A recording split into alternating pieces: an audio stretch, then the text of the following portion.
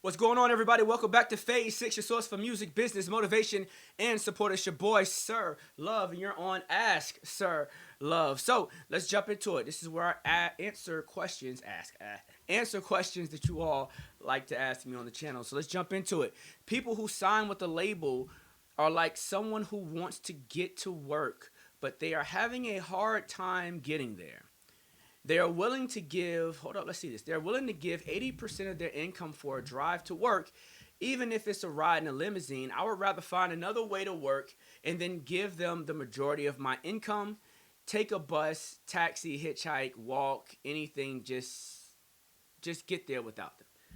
Um, the reason why I wanted to do this one because I feel like this is a common theme, right? I don't think that there's an understanding of where labels fit into the grand scheme of conversations. There's this whole culture around the idea that the label is evil, the label is bad, the label is and I just disagree. Now the labels do some effed up things. That is definitely true. There's a lot of evidence to support that. Um, but there's a reason why they exist. There's a reason why they're in business, and let's talk about this 80% concept here. So the idea of getting with a major record label is that you are looking, either you, the individual, you, the company, or you, the manager, are looking to get yourself or your client on a bigger platform to get more exposure for whatever reason. You're trying to get more exposure because you believe that that's the best way to get your artist to where you need your artist to be, right? Now, obviously, there are people like Russ, and at this point, so many more. Russ kind of pioneered the concept on a public stage. Russ and Chance the Rapper really pushing for independence. Now, there's a whole wave and wake of people that are successful independent. You don't need a major record label to be successful. That's 100% true. TikTok can take you a lot of places right now in this particular market, and when TikTok phases out, there'll be something else that could take you a lot of places. That's just the way that it's going to always be. However, there are artists that are making millions and no one knows who the heck they are outside of their fans. And there are artists that are dead broke, but the whole world knows who they are.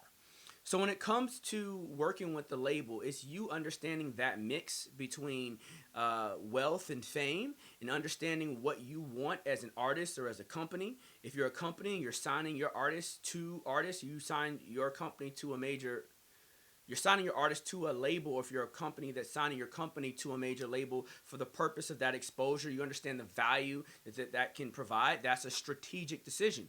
If you decide to stay independent and work channels the way you work channels, that's a strategic decision. There are a lot of different strategies that can allow you to become successful in this space, and there's really no need to knock one way or the other. There are some artists out here that really have a chip on their shoulder and feel like I need the world to hear my message. Very hard to do that independent. There are other artists out there that feel like, you know what, I just want to be successful and happy and wealthy doing my thing. I don't even got to be a millionaire. I just want to make a living doing my thing. If I made $300,000, $400,000, $500,000 a year doing what I love to do, I'm happy. Hell, if I make 100,000, 50,000, I'm happy, right? That's a different movement, right? And not that you're limited there. You can make millions a year independent, and the awareness and the machine that comes with working with the label just won't be behind you. So if you had visions of being on, big platforms, big television shows, movies, uh, whatever it is, like when you think of the glitz and the glam and the high level Grammy, ceremony, walking the red carpet, all these different things of that nature, can you do all those things without a label? Yes. Is it difficult? Yes, because the relationships and the connections that allow you to do that often are people that either work for the label or are currently working for the label. So when you talk about this idea of, I don't want to sign and give away 80% so I can keep 20, it really depends on the way the math works.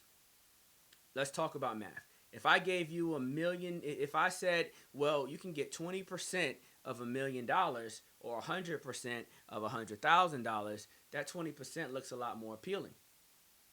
Do the math, right? At the same time, if it was a million, obviously, if I said, hey, I give you $1 million one way and $1 million the other way, right? $1 independent versus $1 with the label, that's 200,000 versus a million. Mind you, that a million is going to be less all of your expenses because you're a label yourself. If you made $1 million, you have your own business expenses. You have your marketing budget. You have your management team. You have your dancers. You have your accountant. You have your lawyers.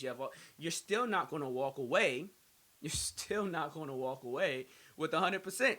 Because as a business, you have expenses. You better have expenses, or the IRS is going to kick your ass, right? You got to have tax write offs and things of that nature.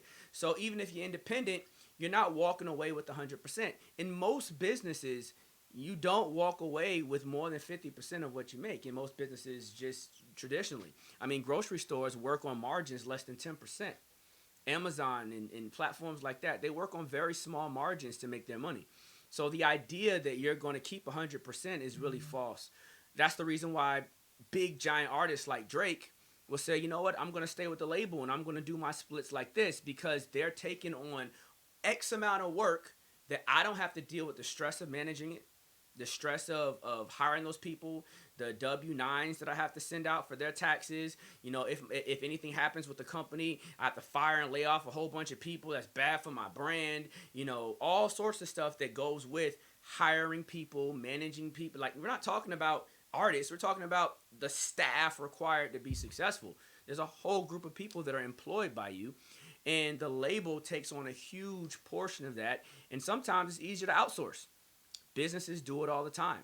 If you think about customer support here in the States, normally when you call customer support, there's someone in India fielding the response, or someone in another country fielding the response. Why do they do that? Because outsourcing becomes less of a burden and less of a hassle. So when you think about a record label, you really have to understand strategy. What is your strategy? What are you trying to accomplish? At different levels, that means different things. And depending on how sophisticated you and your team are in your process and your planning, you may come up with different outcomes. So when I look at this message, the reason I wanted to call this out is because I want to give clarity. There are a lot of people that I've noticed in the comments that may feel like, you know, I'm a plant from the label. I haven't seen that actual language, but I'm somewhat in favor of the label more than the independent artist. And that's just not the case. I'm in favor of the best plan. What is the best plan for you, your artist, you yourself, if you are the artist, the writer, the producer, etc.? What is your strategy for success, and how does this play into it? Because there will be a different journey for different people based off of their individual wants, needs, future expectations, business acumen, where they are in their career, how much money they have to invest, and so many other factors that go into making this decision. So I hope this video was helpful. Again, my name is Sir Love. You're watching Ask Sir Love. Thank you for your time. I don't know everything, but I know a lot about a little bit about a lot. I'm trying to give you guys everything that I got right here on Phase 6. Take care. I'm out.